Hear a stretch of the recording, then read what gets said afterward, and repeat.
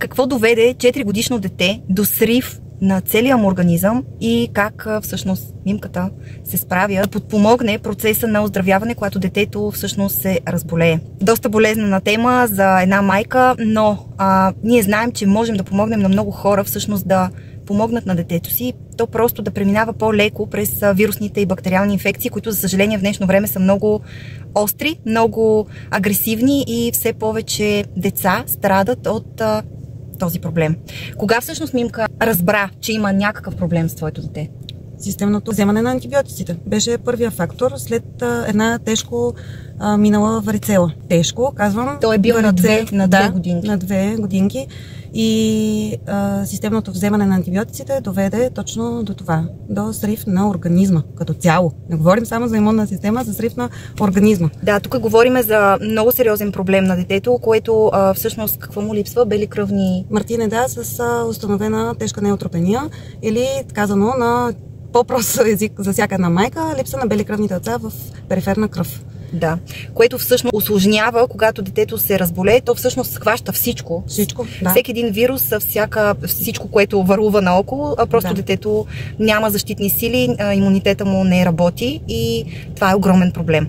И когато се разболее, примерно, от една хрема, вместо да мине за 5 дни, както е при нормалното дете, при него минава за 2 седмици. И почти всеки път се налага прием на антибиотик. Да, за една хрема прием на антибиотик. Добре, аз няма да задълбавам. Това е много огромен проблем. Те се борят вече от 2 години по лекари и какви ли не неща. Всъщност, какво казват лекарите? Че трябва време. Време, в което детето между 5-та и 7-та година възстановява тази липса на бели кръвни тълца в кръвта. Но като родител можеш ли да чакаш? Да. Не можеш. Да. Аз, понеже ние се познаваме с Мимката и знам какво е чудо, детето като се разболее, то просто една хрема да тръгне и веднага антибиотик, просто защото то се усложнява много бързо. Защитните сили просто ги няма.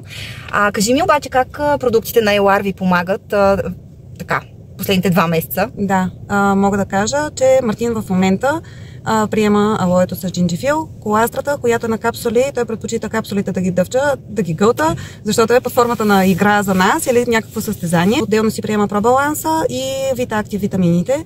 При него обаче дозата е малко по-завишена с цел по-бързо да му помогна, но сега последния вирус се преборихме за отрицателно време.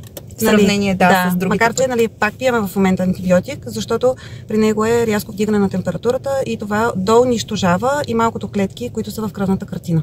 И е много рисково при него. В момента неговите показатели са 0,4, при норма 2,5. И ако той не вземе антибиотика, унищожаваме и това малко количество, което има, ние решаваме да го запазиме за следващото боледуване, евентуално. Това е просто безсънни нощи, страх постоянно, ще може ли да свалим температурата, няма ли да може. Мога да кажа, че онази вечер вдигна температура и то е висока, 39,1 мисля, че беше. И му дадах 3 таблетки коластра наведнъж.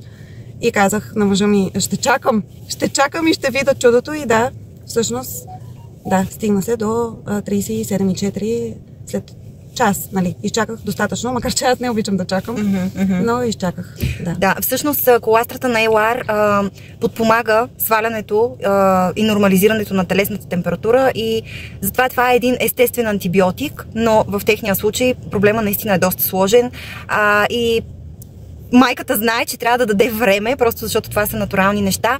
Аз съм убедена и много силно вярвам в тези продукти, така че ще споделяме какви ще бъдат резултатите. Примерно след 1, 2, 3 месеца. Аз се надявам да стане по-бързо, за да споделяме.